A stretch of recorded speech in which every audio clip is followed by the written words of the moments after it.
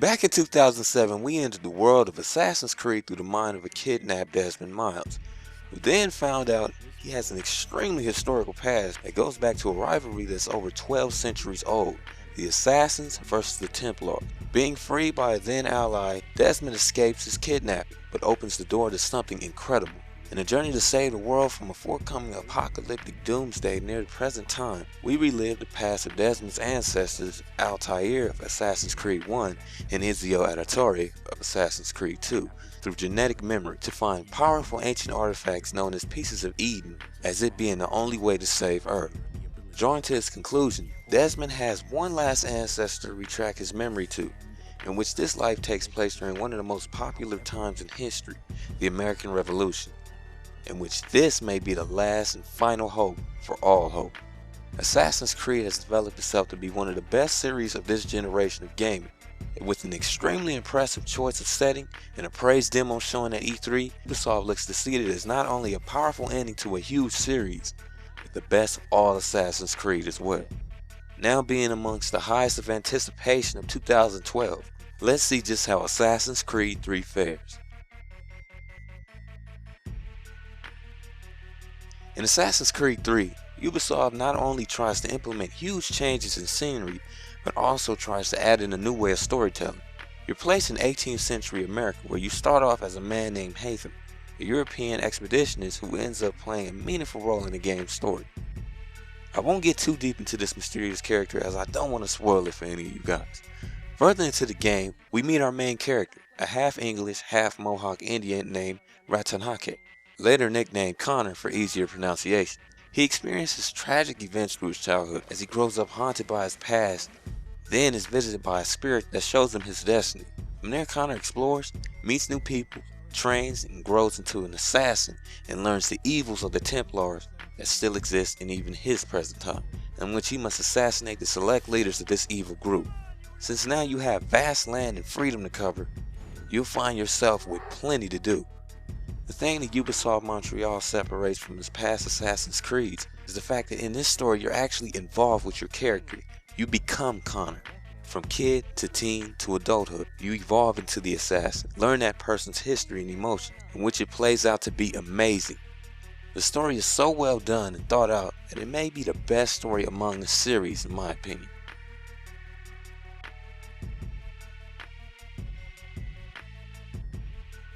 When we saw the popular E3 demo of Assassin's Creed 3, I'm sure we can all say that we were pretty amazed, right? Well, the presentation in that amazing demo didn't purely show up in the actual game. I have to note that Assassin's Creed 3 has some texture and frame rate errors throughout. Those being the old gun floating in the air, occasional walkthrough of objects and people, riding a horse with your coattail going through the horse, and a shadow texture that seems to only work when it wants. The funny thing is, the shadow texture actually catches up during furtherness in the story. For some reason it starts off pretty poor, but then grows into itself, which is pretty unexplainable. I don't see this as a huge letdown, but a noticeable flaw, until you get used to it. Similar to Skyrim's glitches. You can somewhat understand this from being the first Assassin's Creed to have vast freedom rather than just one large city, but still wondering why didn't they at least polish certain things. Aside from that, the graphics you get from seeing third-person perspective is absolutely beautiful. From the woods to the rivers to the city to climbing trees and buildings, scenery looks great.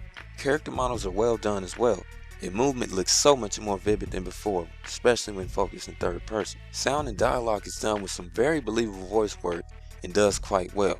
The music you hear throughout the game fits perfectly to its moment. Overall, as far as visuals, the presentation definitely could have been more polished and detailed, but fares tolerable, and the audio is purely good.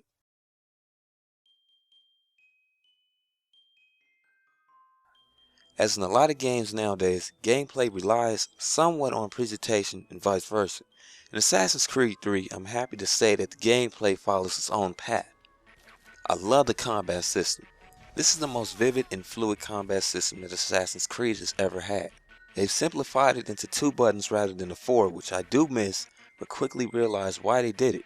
To ease the combo system, because now fighting can happen a lot more often than before, and although fights are triggered more, the push for stealth is pushed even harder as well.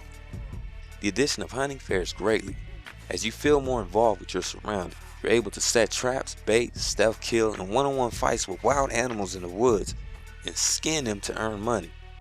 The biggest and most badass asset to the game is the upgrade to free running. Buildings are no longer your limit. Running through trees, climbing rocky mountains, swimming in oceans are now a part of the experience. It makes plotting your kills and being stealth a whole lot more enjoyable. So much to try out here.